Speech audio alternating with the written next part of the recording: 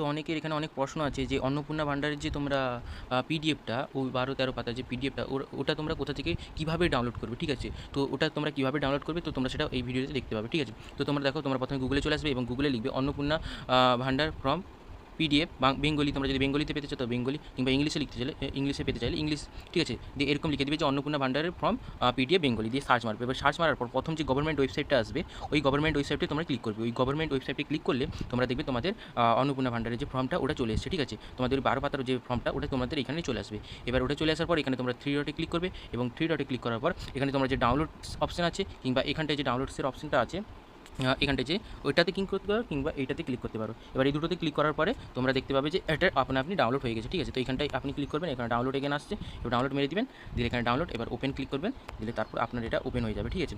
এবার আপনার এটা ডাউনলোড হয়ে গেল। এরপরে এটাকে নিয়ে আপনি আপনার নিয়ারেস্ট সাইবার ক্যাফেতে গিয়ে সেখান থেকে আপনি জেরক্স করে এটা ফর্ম ফিল আপ করে এটা আপনি জমা দিতে পারেন, ঠিক আছে?